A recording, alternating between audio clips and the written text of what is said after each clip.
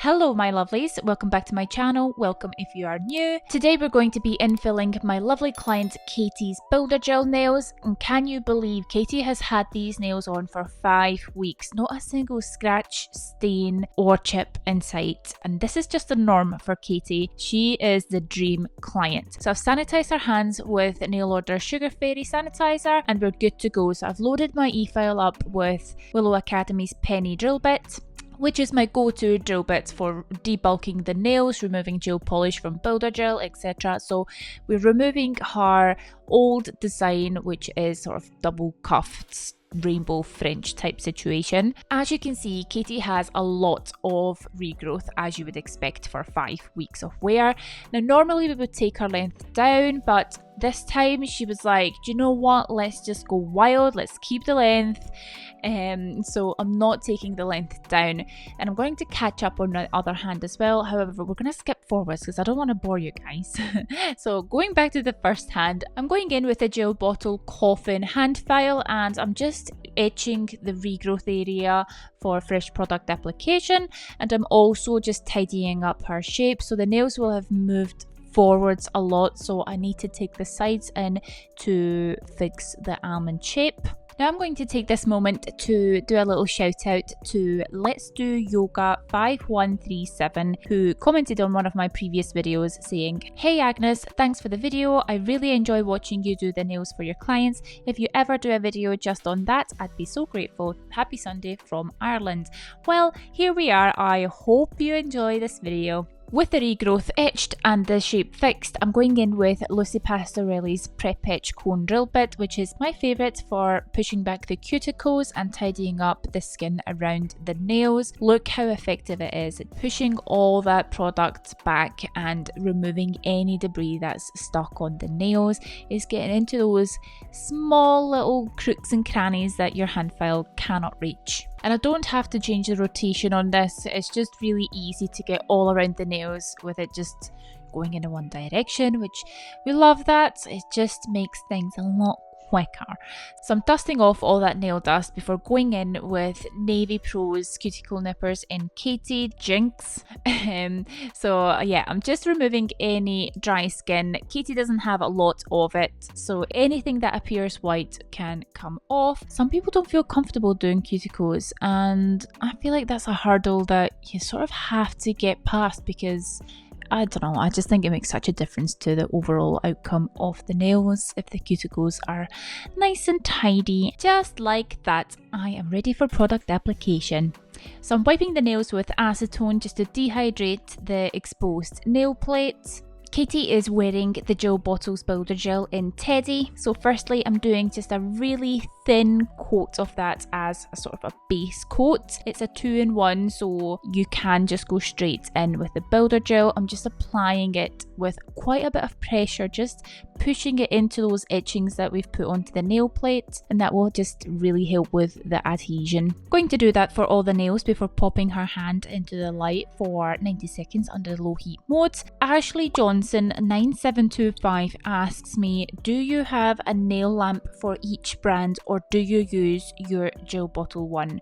So if I'm using gel bottle products, I will use the gel bottle one. If it's a brand that I do not have a nail lamp for, I will use a different lamp, because let's be real, there's so many brands of gel polish out there that you literally can't have 10 different nail lamps sitting in your drawers. It's unrealistic. So if it's a brand that doesn't match with the product that I'm using on the nails, I make sure to over cure it slightly so that I am 100% sure that that product has cured.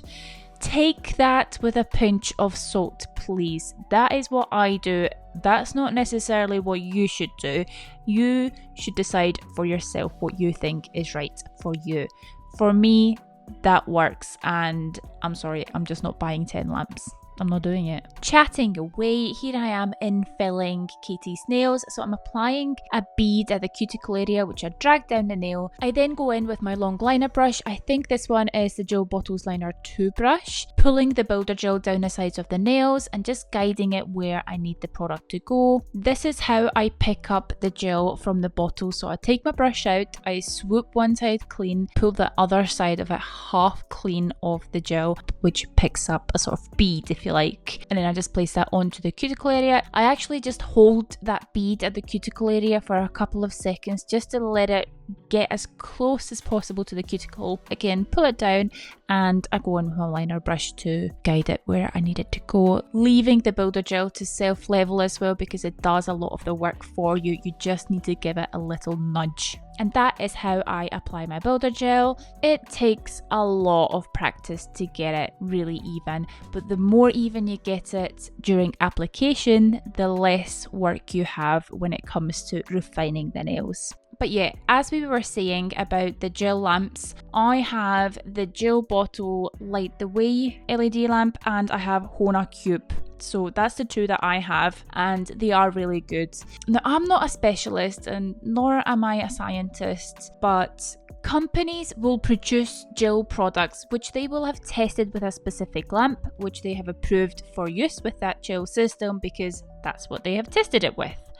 But I do believe there's a lot of marketing and, companies are obviously trying to make a profit at the end of the day, because if you're going to sell a gel system, you're as well selling a lamp to go with it. However, I don't think that's necessarily to say that you have to have that lamp. A lot of companies will have an approved list of nail lamps on their website, which is worthwhile checking out. But yeah, I think as long as you invest in a really good quality nail lamp, I think you'll be fine. There's nail supplies which you can cheap out on, but your nail lamp isn't one of them. Even if you have to save up or pay it off in installments, do it. The worst thing that could happen is your cheap nail lamp isn't curing the gel properly, leaving your client exposed to a number of problems, allergies, you name it. Just don't do it. Anyway, we have now finished our builder gel application. I have wiped the nails with acetone and I'm just going in with my hand file and I'm just refining. I pay most of the attention to the tips of the nails because you want them to be really nice and thin. I'd say maybe 1 millimeter is the sort of sweet spot. Not too thick, not too thin where it's going to chip really easily. Last time I'm going to touch on nail lamps, I promise. But you guys, have you seen the Japanese brand that has recently came out with the AI nail lamp? Oh my days, it looks incredible. If you haven't seen it yet, go check it out. I think it's called O'Nail_JP. Go check it out. You're gonna be absolutely mind blown. I guarantee you. I need my hands on that bloody lamp. Now here I am dusting off all that nail dust and I go right in there, like I scrub them nails. You do not want any dust particles on the nails because it will ruin your application. And then I just wipe the nails with some acetone and here we have our perfect canvas ready for the fun part. It's perfectly valid to argue what I'm doing right now is completely pointless. I'm applying a thin coat of marshmallow, which is technically the same colour as Teddy the builder gel. I just find that it really smooths the surface of the nails after refining them. Just a nice, clean, smooth canvas. Pop that hand into the lamp to cure for 60 seconds. Once it's back out, I am applying a coat of matte top coat on the pinky and the middle nail. I then pop that hand back into the lamp for 60 seconds and then I repeat the same steps on the other hand. I don't think this company actually exists anymore, but I have this white eyeshadow from Makeup Geek. Loading my fluffy brush up with the pigment and patting it onto the tips of the matted nails, blending it up the nails to create a ombre. I'm then applying another coat of the matte top coat. I'm not fussed about it going right up to the cuticle, but we are going to do a second coat of the white pigment on these nails just to build on the intensity of that white coverage. Now, fun fact, I have a higher national diploma in makeup artistry, so I studied makeup for 2 years and, well, it came in useful somewhere. The brush I'm using is like a double-ended brush. One end is more dense and the other end is more fluffy, so with the more dense end I'm just packing that pigment into this nail, using the fluffy side to blend it into the pink. I'm then going in with the Gel Bottles Queen Bee, which is the bang on, in trend, pastel-y, buttery yellow, and I'm just applying that to the tips of the ring and the index fingernail, and then with my ombre brush I am swooping it up into the pink of the nail, just creating an ombre. The brush I am using is Hona's ombre brush. Popping that into the lamp to cure for 60 seconds before going in with a second coat. Absolutely love that colour combination, the yellow blending into teddy marshmallow. But yeah, I'm working on both hands at the same time. For the pinky, I'm picking up some of that Queen Bee with my liner 1 brush by the Gel Bottle, and I'm creating, I don't even know how to explain this, just sort of a little triangle, swoopy triangle thing at either side of the nail. And again, I had to do 2 coats to get the coverage that I wanted. On this middle finger, I am applying the Gel Bottles Blooming Gel, and with my larger dotting tool I am picking up the Queen Bee and just doing little dots to create a flower. Sort of one full flower and one kind of coming off the side of the nail. I'm just giving it a few seconds to bloom and then quickly getting that into the lamp to cure for 60 seconds. Just doing the exact same thing on the other hand, but I'm applying the flowers sort of symmetrical to the other nail. I'm not attempting to do any other nails at the same time as this because my focus is getting those flowers into the lamp before they bloom too much. I'm also doing a blooming design on the thumb, so applying my blooming gel before going in with Queen Bee, and with this I've got an even larger dotting tool, you know what I mean. I'm just swooping 3 petals onto this nail, just fixing up a little bit there because I don't like the shape it was going in. Letting it bloom, into the light she goes, just swish, swish, swish. You can really see that blooming gel in action as I've sped this forwards. Applying a little bit of the Gel Bottles Oyster over the Queen Bee blend just to help it fade a little bit more. Applying the Gel Bottles Extreme Shine top coat on the pinky and the middle nail.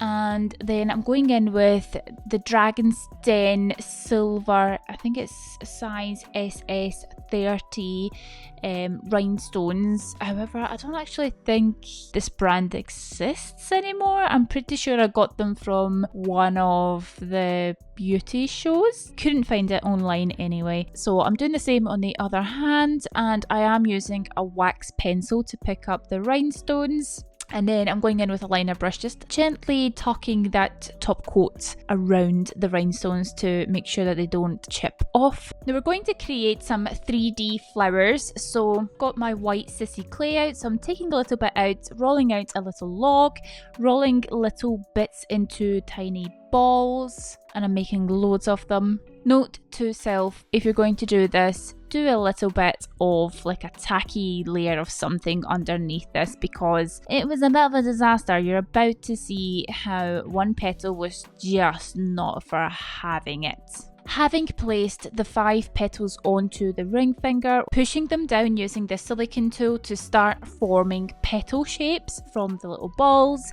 And as you can see here, this petal was just like, nah, I don't want to stick. No panic though, we have a client sitting in front of us. We're just scooping it up and we're going to add a little bit of clear rubber base. I'm not curing it because I'm not finished with the flower yet. So I'm just going to mush this down and happy days. I was quite happy with that, if I do say so myself. You wouldn't even know that I had a boo-boo there. So I'm just mushing these petals down just to make the flower a little bit bigger. Then moving over to the thumbnail, I'm working smarter rather than harder. I have learned my lesson, so I'm applying a little bit of clear rubber base coat, giving it a quick cure before going in with my little beads of clay, placing these over the blooming petals that we put down in our base, and then I'm just mushing them down with my silicone tool, and I thought that looks quite cute. And tell you what, it was like night and day having that sticky base there compared to not having it. Yeah, lesson learned. So yeah, here we have a little half a flower. If she puts her thumbs together, it should be a pretty cool effect. I'm applying the tiniest drop of Sissy's Easy Squeezy gel in the centre of the flowers to add the rhinestones. We're going to cure that in a lamp for 60 seconds. Look how pretty these nails are. Okay, so then we're going in with matte top coat, being careful not to go anywhere near the rhinestones. We're just sealing those flowers in and then curing that before going in with extreme shine top coat around the flowers to obviously seal our gel polish. And with my fine liner brush, I'm going right up close to the flower just to make sure that Katie's hair doesn't catch on these 3D flowers. I am doing this one nail at a time because I am applying a little bit more top coat just to seal those edges, so I don't want that to bleed anywhere. So to keep in control of it, one nail at a time. Last but not least, the index nail is getting some swirls. I'm using the Manicure Company Creative Pro Gel Liner in white, which is my holy grail for a white liner. For doing French, this is my go-to. It's so pigmented and the brush is amazing. I have had this for so long. It lasts forever because it is so pigmented. I highly rate it, and I actually need to get a new one because I never thought I would see the day, but I am starting to run really low on it.